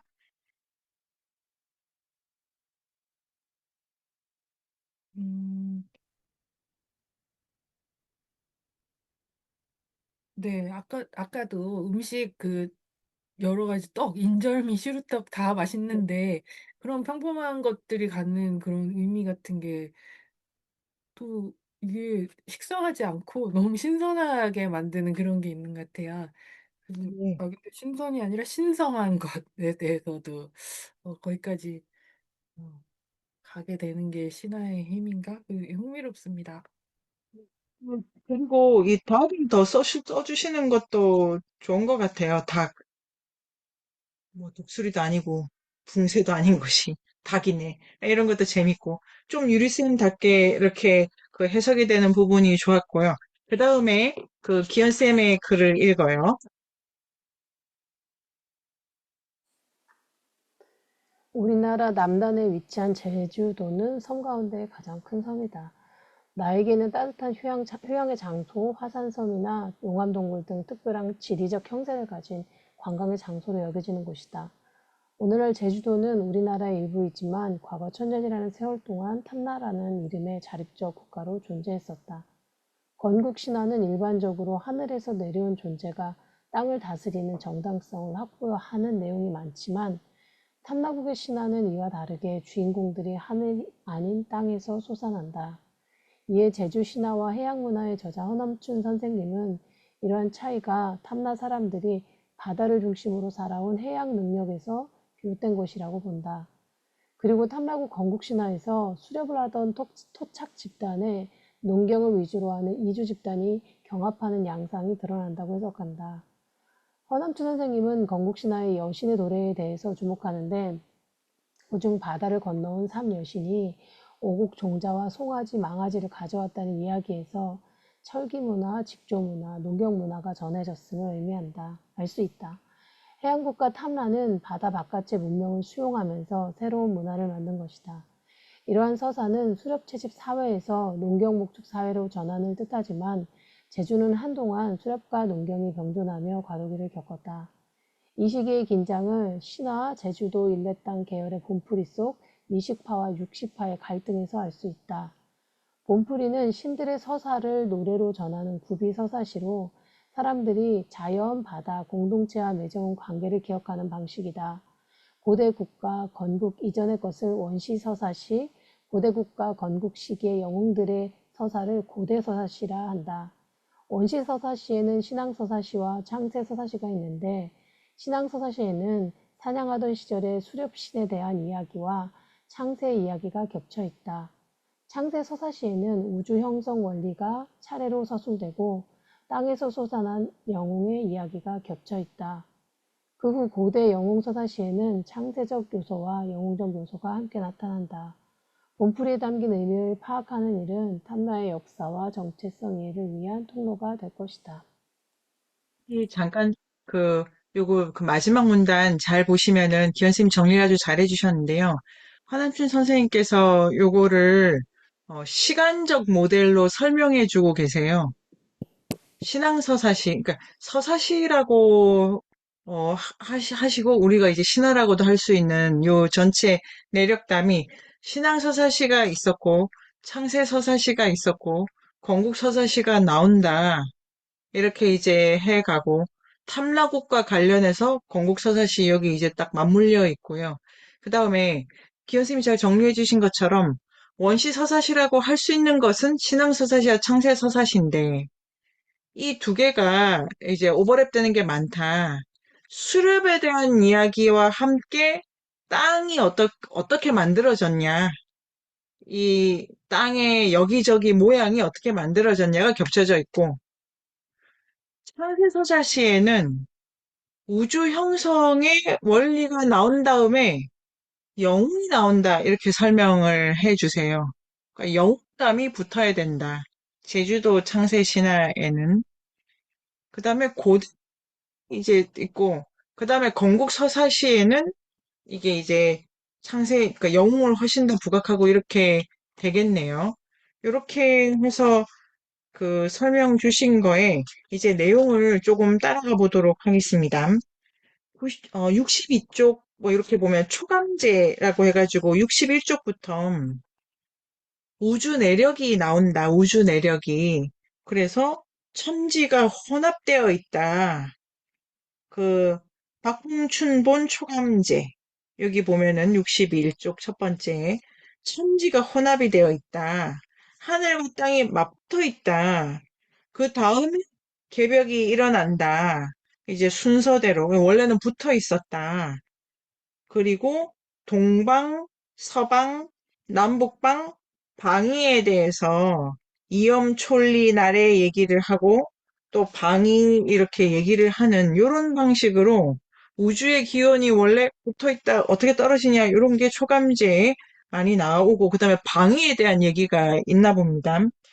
그리고 62쪽에 보면은 이제 그다음에 그 기록을 하는 장면에서 닭이 운다라고 하고 근데 닭이 천왕닭 그다음에 지왕닭 그다음에 인왕닭 이렇게 해가지고 목 날개 꼬리 이렇게 해서 이제 이게 어 순간을 소리로 해석한 그 유리쌤의 해석이 아주 재미있고요. 이 하늘이 열린다라는 거를 소리로 보는데 그 모습을 닭이 그려지지 않습니까? 닭이. 이렇게 해가지고 이, 어, 우주가, 그러니까 예를 들면은 태초에 말씀이 있었다. 이거랑 완전 질이 다르잖아요. 빛이 있었다 이런 게 아니고 세상이 붙었는데 떨어지는 걸 닭을 보면 알 수 있다. 닭이 고개를 들고 그래서 이 유리쌤 열린다라는 건 되게 공간적인 해석 그 단어인데 이거를 시각적으로 표현하면서도 유리쌤 이게 닭의 모습으로 강조를 하는 것도 아까 주신 해석에 소리를 이렇게 형태 속에서 또 포착하는 점 이런 것도 하면은 어, 재미가 있고요. 그래서 부러진다는 것은 닭이 아침에 고개 펴고 소리 지르는 그 모양과 같아. 이런 게 이제 제주식 그리고 구비전승식 상상력이네요. 김현님 어떤 느낌이 드십니까? 뭐 어쩌라고 이런 거 네, 아니 그냥 그 닭이 우는 걸 상상하고 있었어요. 예전에 그 예, 아침에 닭이 울 그 시간에 아무튼 아침에 진짜로 동화에서처럼 닭이 이 시간에 우네 뭐 이런 생각했던 적이 있었는데 그러니까 뭐 그런 걸 상상했었고 지금 그러니까 그 유리쌤이 쓰신 글하고 상상하는 중이었습니다. 잘 뭔지 네네. 모르겠어요. 아니, 이게 한편으로는 이런 생각이 들지 않습니까? 천지가 개벽한다는데, 진짜 개벽한다. 뭐 어떻게 되는 일이냐? 그, 닭을 봐. 그럼 이해할 수 있어. 이게 되게, 그, 여러 가지 생각이 드는데요. 아주 일상적으로, 그 다음에 자연물에게서 우주의 우주적 사건을 보는 거잖아요. 멀리 가가지고 어디 뭐 깨닫고 뭐 빛을 보고 뭐 이런 게 아니고 구체적이면서도 과연 그렇다라고 해석하는 이런 부분이 그 이야기의 힘 같은 게 느껴져서 저는 신선했고요. 이게 개벽이라고 하는 게 그렇지. 그러니까 그럼 반대로 한 마리 더 하늘 보고도 개벽을 생각할 수 있으면은 뭐 대단한 능력이고 애니미즘이나 우주론이 포함한다는 게 거창한 게 아니라 또 이 닭을 통해서 이해할 수 있더라고요. 그 다음에 그래서 이제 그런 것이 제주도의 원래 얘기랑 창세 신화랑 겹쳐져 있다. 그 다음에 64쪽에 가면은 창세 서사시와 영웅 서사시가 오버랩이 된다. 라고 하면서, 음, 이 64쪽 밑에서 다섯째 줄에 허남주 선생님 써주신 것은 형성 창세 신화가 제주 전역에 두루 전승된다. 이거 있지 않습니까? 그러니까 신화가 원래 본풀이다라고 했을 때, 신화가 원래 만물의 내륙담입니다. 신화라는 것 자체가 만물의 근원담인데, 그럼 그 근원이 뭐냐라고 할 때 다, 형체적인 거죠. 그, 어, 네니츠 쪽에 이제 지난주 주말에 그 기현쌤께서 11월 영화가 네네츠족 이야기다. 신화도 읽어보자 해가지고, 그게 분량이 안 많아가지고, 제가 급하게 읽었는데요. 진짜 안만해. 지만지에서 되게 얇게 나와가지고. 근데 신화에 다양한 신화가 있는데 뭐 이런 거예요. 그, 뭐, 곰이 원래 꼬리가 길었는데 뭐 개기다가 끊어졌다 뭐 이런 거예요. 그래서 곰이 왜 짧나 이런 걸 설명하는 게 만물의 내력이지. 선민이가 언제부터 저렇게 이기적이 됐나. 이러한 그의 어떤 성품의 기원을 설명하는 게 아니다. 이 만물 내력이라고 하는 게. 그다음에 아까 그 정복쌤이 얘기해 주신 것처럼 그 각 신의 히스토리 이런 것도 주로 그 동네의 형태, 몸, 돌의 모습 이런 거를 설명하기 위한 것이다. 라고 해서 우리가 여기도 땅에 대한 설명이 이제 되게 많다. 이런 것도 인상적이고요. 그 다음에 66쪽 보면은 이제 상세신화, 그러니까 세상이 어떻게 만들어졌냐에 따라서 세상이 이런저런 모습을 어떻게 갖추게 됐냐 이걸 설명하고 있다. 그 다음에 또 하나 특징 게 영웅 신화 같은 경우에 원래 사람이 없었는데 땅에서 솟아나는 얘기가 많다라고 하는 거. 그러니까 최초 그 66쪽에 보면 그 한문 오르륵 나오고 태초에 사람이 있었고 최초 인간이 셋째 줄에 신처럼 대지로부터 솟아온다고 상상한다. 유럽과 북미의 창조 신화는 인간이 씨앗처럼 땅속에서 생애를 시작한다. 말리노프스키도 땅 위로 출현한다고 쓴다. 그런데 인간이 만든 주체식이 없으니까 온전한 창세 신화에서 멀리 있는 게 아닌가라는 의문이 생긴다라고 한남준 선생님이 이제 조금 기존의 신화론의를 말씀하시면서 그 제주도에 있는 인간의 출현, 이게 그 제주도에 그 인간이 땅으로부터 솟는다라는 얘기가 많은데 문화 영웅이 그 문화 영웅 누가 나온 거냐, 누가 섞게 하는 거냐에 대한 설명이 없는 거에 대해서 또 고려할 부분이 있지만 전체적으로는 인간이 땅에서 솟아난다는 게 다양한 범위에서 말해지고 있다는 거에 강조점을 두고 인간이 땅으로부터 솟아난다고 하는 세계 여러 신화랑 맥을 같이 한다고 보자. 인데요. 요걸 좀 더 해석하면 요런 해석도 가능하더라고요.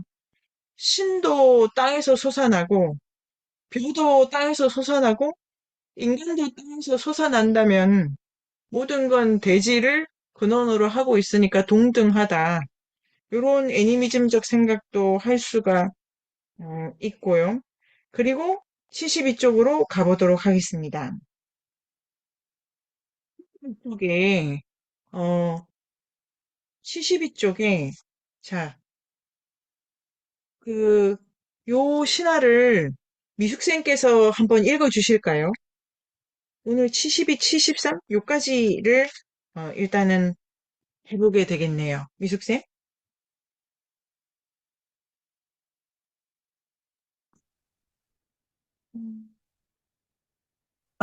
읽으라고 말씀하시는 부분이 아, 72쪽, 73쪽이요? 72, 73에 요 고려사에서 인용한 고려사사시, 통나여는 전라도 남쪽 바다 가운데에 있다. 네. 음,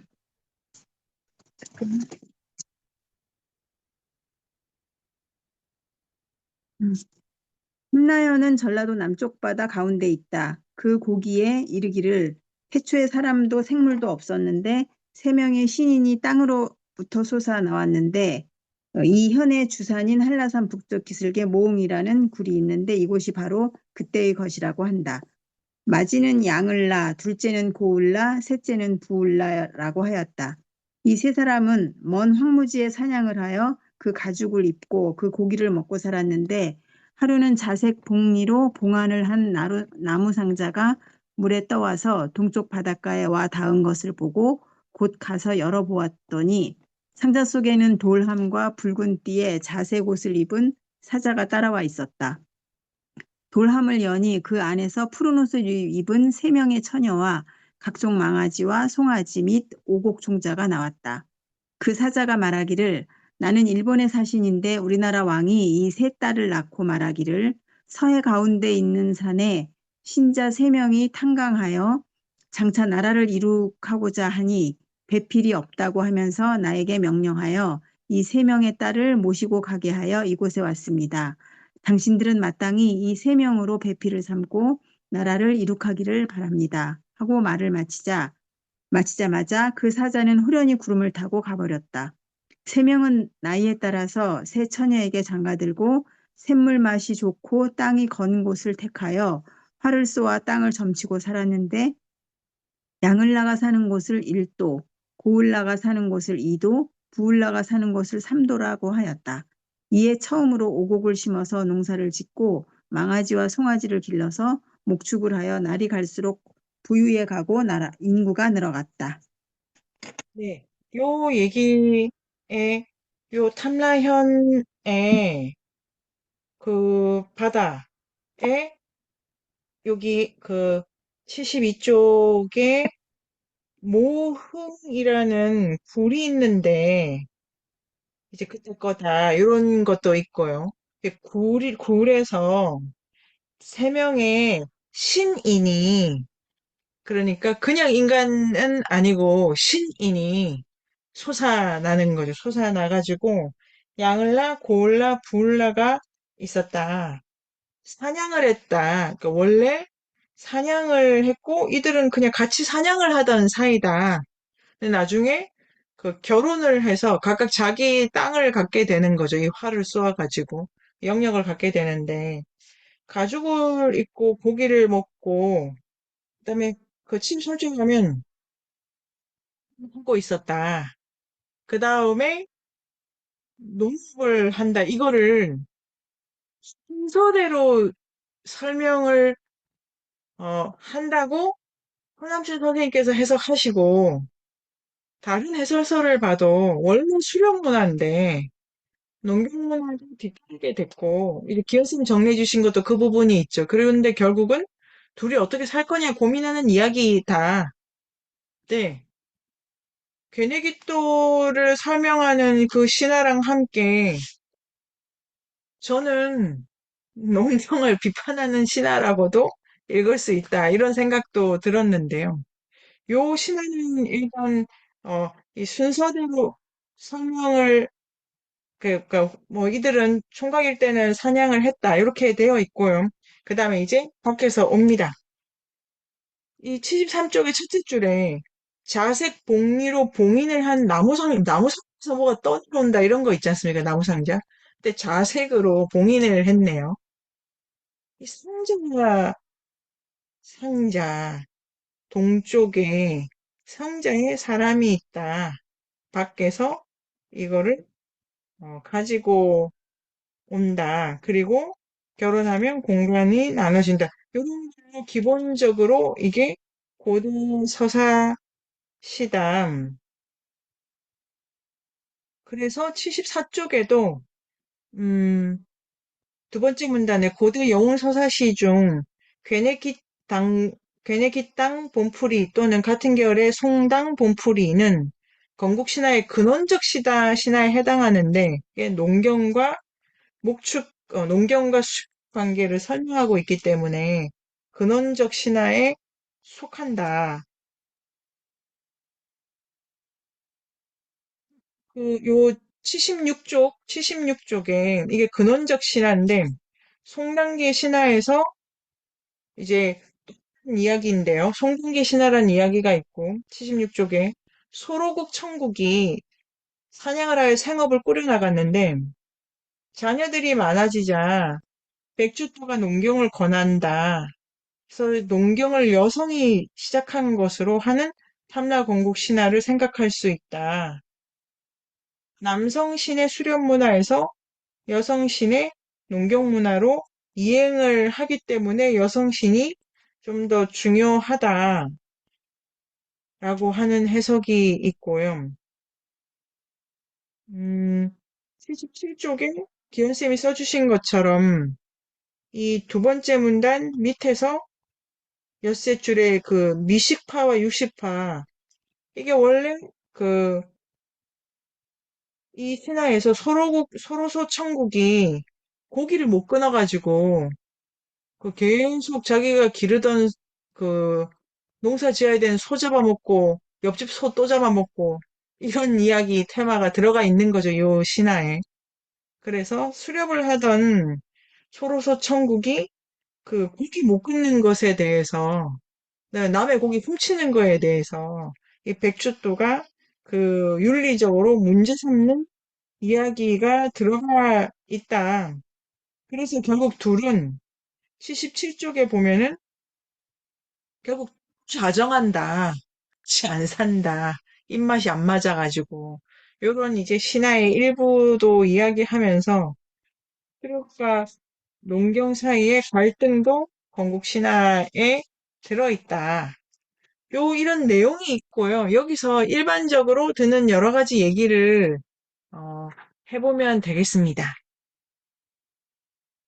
재밌기도 하고 또 해석을 어떻게 하기도 하느냐의 문제도 있고.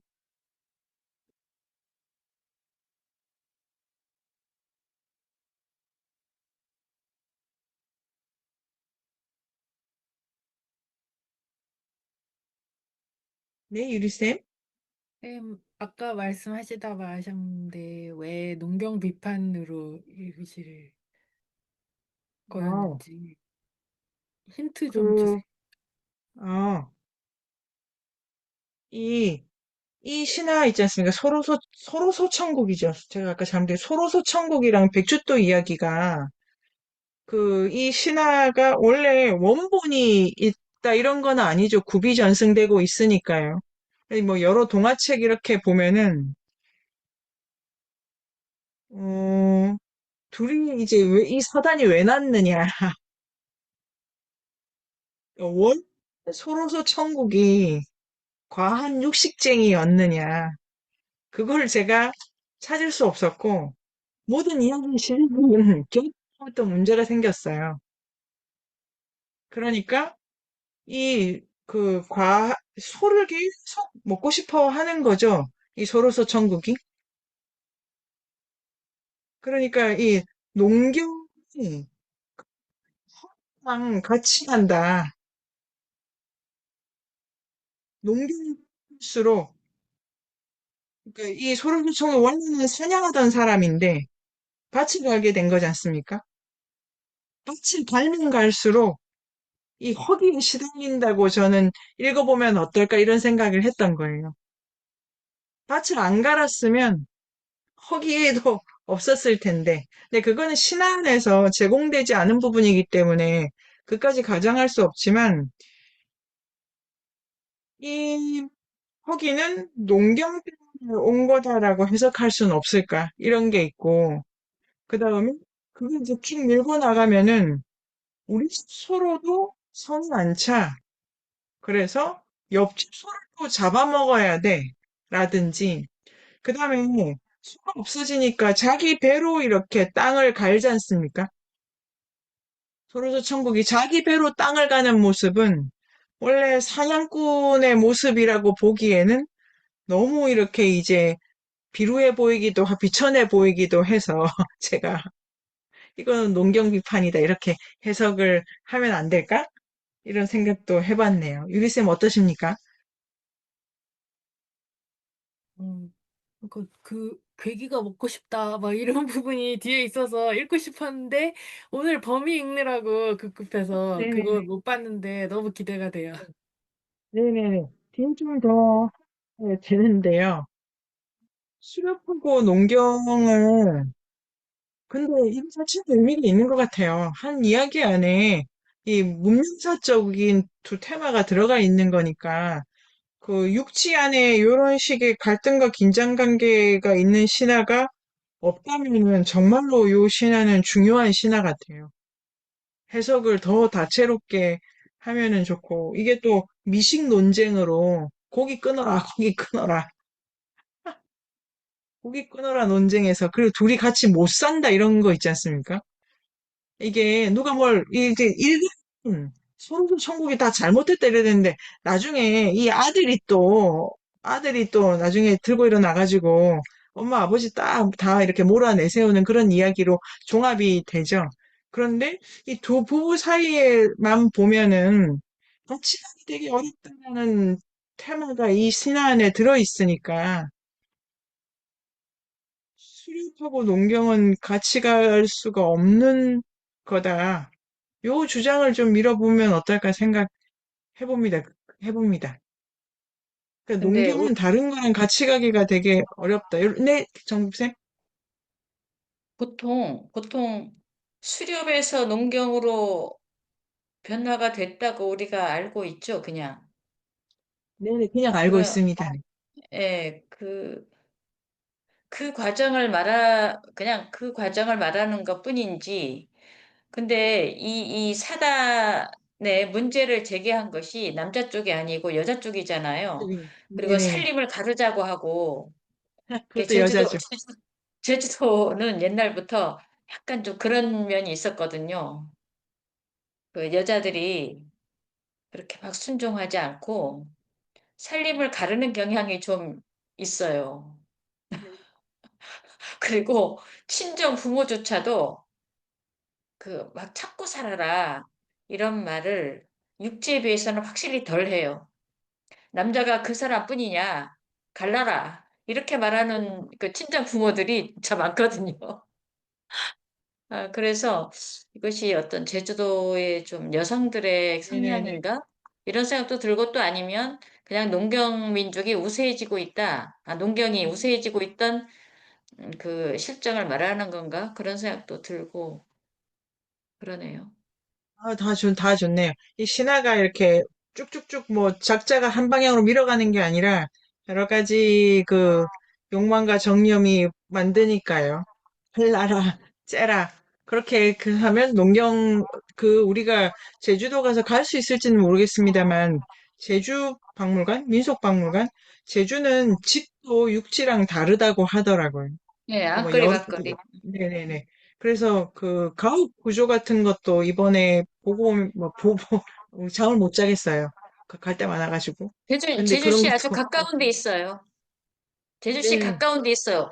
그 삼성열, 아까 고울라, 부울라 나온 그 초선한 땅, 바로 그 네네. 곁에가 민속박물관이라서, 그래요? 네. 그걸 다 보고 민속박물관으로. 네, 거기 가니까 도면이 있었는데, 도면이 집에, 뭐, 요런 것도 중요해 보이고, 어, 네. 어떤 생각이 드십니까? 생각이 드세요? 아니, 오늘 말씀하셨던 떡 부분이 그 떡이 되게 아까 정복 선생님께서 말씀하실 때 되게 뭐 떡이 그냥 이렇게 되게 단순하다고 말씀하셨잖아요. 모양은 있는데 그러니까 뭔가 이렇게 왜 이렇게 단순하게 했다는 그거는 어떤 의미가 있을까라는 생각도 들었고 막 그 사이에 이제 떡을 또 찾아봤어요. 어떻게 만드는 건가. 근데 뭐 카스테라랑 같이 놓기도 하고 카스테라?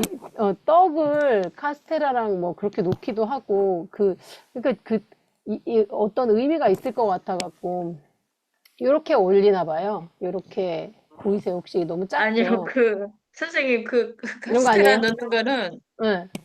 카스테라 넣는 거는요, 그건 정말, 이거 제주도는 쌀이 거의 없잖아요. 쌀 네, 나는 맞아. 데가 지극히 몇 군데밖에 없거든요. 네. 그러니까, 아, 그 쌀로 시루떡을 만들 수가 잘 없어요. 아주 부잣집이 아닌 아, 이상에는. 음, 그래서 옛날은 좁쌀, 오메기떡 만드는 그 좁쌀로 차조로 시루떡을 많이 만들었거든요. 근데 아까 그 시루떡이 그 우주에 비유한 게 나왔잖아요. 이렇게 하늘과 땅이 맞붙었다가 열릴 때 시루떡이 층층이 쌓여가는 것처럼 네. 열렸다. 그래서 시루떡을 옛날에 그렇게 신성시했는가 하는 생각도 제가 들었어요. 시루떡이 잘 쪄져야 집안이 좋고 시루떡이 잘 안 쪄지면 아주 안 좋다. 이런 얘기들을 옛날 했던 것 같거든요. 근데 지금 시루떡 대신에 카스테라를 넣는 거거든요. 사이즈가 시루떡 사이즈하고 비슷하니까. 근데 왜 아, 넣느냐면 요즘 애들이 시루떡을 잘 안 먹고 카스테라를 잘 먹어. 그러니까 그냥 시루떡 대신으로 넣는 거고 특히 육지하고도 다른 게 제주도에는 빵을 올려요. 시루떡도 카스테라도 빵이잖아요. 그러니까 옛날은 우리가 제삿집 갈 때 빵을 사갔어요. 떡, 쌀이 잘 없으니까. 음, 그래서 빵을 올리는 게, 그래서 육지에선 보면 되게 웃더라고요. 아니, 어떻게 떡을 안 올리고 빵을 올리느냐, 카스테라까지 올리느냐. 그래서 추석이나 정월 명절 되면 카스테라가 막 동나요. 아니, 현지인이 계셔서 너무 좋네요. 현지인. 현지. 그러네요. 카스텔, 너무 그러니까 재밌네요. 그러네요. 쌀이 네, 없구나. 애들 때문에 음, 올리는 거 애들 먹게 하려고. 음, 그런 제사를 의미는, 파제하고 났을 때 요즘 애들은 떡을 별로 안 좋아하잖아요. 그러니까 애들 위해서. 아, 그리고 네네네. 상에 별거를 다 올리죠. 좋다고 하면 조상님께 먼저 올렸거든요. 옛날 저희 어릴 때 오렌지 가루가 맨 처음 나왔어. 그러니까 가루. 그러니까 귤 오, 대신에 귤이 아니고 그, 그러니까 요즘 말하면 인스턴트 불량식품이죠. 근데 우리는 그걸 귀하게 여겨가지고 그거를 물에 타서 그 불량식품을 물에 타서 상에 먼저 올리고 그 다음에 우리는 겨우겨우 그걸 얻어먹었어요.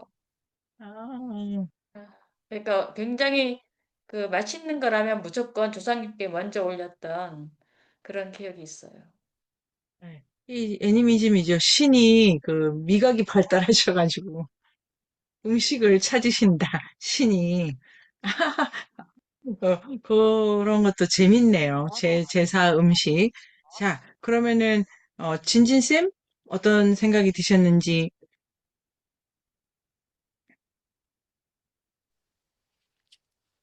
제주 신화 이야기도 재밌었고 이게 이제 그 신화에서 뭐 그죠. 신화에서 제주가 어떻게 만들어져 있는지 그 공간적인 거랑 그다음에 시간적인 거 이런 거 보는 거는 물론 재밌었고요. 그리고 그 뒷부분 말고 앞부분에서도 이 신화와 제주의 신화하고 제주의 뭔가 어떤 음식 문화, 제주만의 독특한 문화를 이렇게 뭐라고 하죠? 산업화라고 하면 그런데 이거를 어떻게 알릴 거냐에 대해서 되게 구체적으로 허남준 선생님께서 얘기하고 계신 부분이 되게 인상 깊었어요. 사실 축제 같은 거 요즘에 막 축제 뭐 관광이 좀 많이 활성화되고 해 가지고 뭐 지역마다 축제를 많이 뭐 이렇게 여는데 사실 가서 보면은 뭐라고 이제 그냥 진짜 먹는 거 말고는 뭐가 뭘까 가서 돈을 사람들이 와서 쓰게끔 하는 그런 쪽 말고는 생각을 거기 주최하는 데서 못 하고 있는 모습들을 좀 많이 볼 수가 있었는데,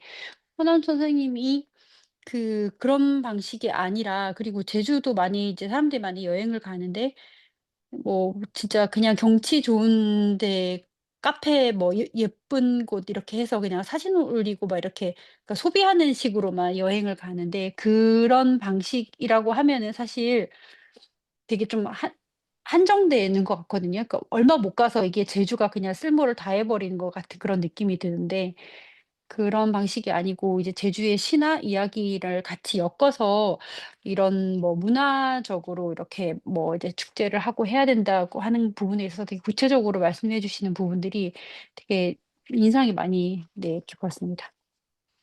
네. 한은주 선생님께서 그 음식에 대해서 네, 나눠주실 얘기가 많다고 하셨어요. 가서 많이 여쭤보면 좋을 것 같고요. 선생님 오늘 어떠셨어요? 저희가 그 엘리아드의 종교 사상사 읽으면서 전 세계의 여러 가지 신화를 많이 봤는데 이렇게 가까운 제주도에 이렇게 재밌는 신화가 있다는 게 너무 좋았고요. 그리고 이 명칭들이 너무 읽으면 되게 우리나라 말인데 되게 신기하고 이런 발음도 되게 좋았고, 아, 네네. 제가 요새 이제 버스를 타고 다니면서 버스 광고를 많이 보는데 뭐 막 그 광고 문구 중에 축제가 경제다 뭐 이런, 그리고 기후 테크, 그러니까는 기후를 잘 보존해야 되는데 그거를 또 경제와 합쳐서 기후테크 막 이런 모든 거를 너무 돈벌이와 생계로만 얘기하고 있지 않나. 우리가 이런 신화를 풍부하게 읽어내고 그거를 해석해서 그게 어떻게 뭐 좀 세계적인 보편성, 뭐 선생님이 말하신 제주의 보편성 이런 거를 좀 만들어서 세계의 신화와 어떤 게 좀 접목하는 그런 좀 정신적인 그런 뭐 그런 것들을 만들어야 그 축제가 더 빛나지 않을까. 그래서 제주 신화를 좀 많이 열심히 읽어야겠다 이런 생각이 들었습니다. 네. 거기 보면은 뒷부분에 뭐 다음 주도 더 나오겠지만 실제로 군놀이와 축제가 제주가 많다고 하니까 그런 그 찾아가서 진짜 보는 것이 중요하겠다는 생각도 들고요. 오늘 마무리는 미숙 선생님께서 해주시면 되겠습니다. 오늘 배운 부분도 다 재미있었고요. 특히 저 그 땅에서 솟아난다라는 개념, 그다음에 그 닭에 대한 닭에 대한 내용, 그리고 그 미식파하고 육식파하고 갈등을 일으키면서 이루어지는 그 내용들도 정말 되게 재밌었고요.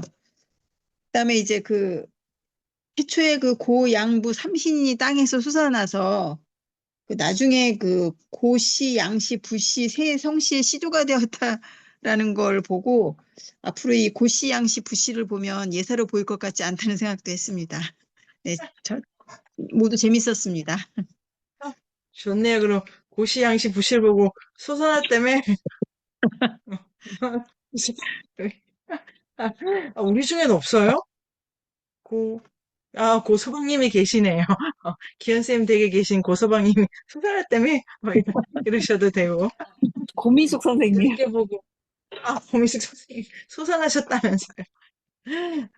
재밌겠네요. 가서 그것도 참 좋은 것 같아요. 그 성씨의 내력담도 있고 돌아다니는 고씨, 양씨, 부씨를 다르게 보는 것도 있고 감각을 바꾸는 거니까 그 시작을 해가지고 이야기를 좀 입에 붙이는 것만으로도 제주 가기 전에 충분하기 때문에 이렇게 진행을 하면은 될 것 같습니다.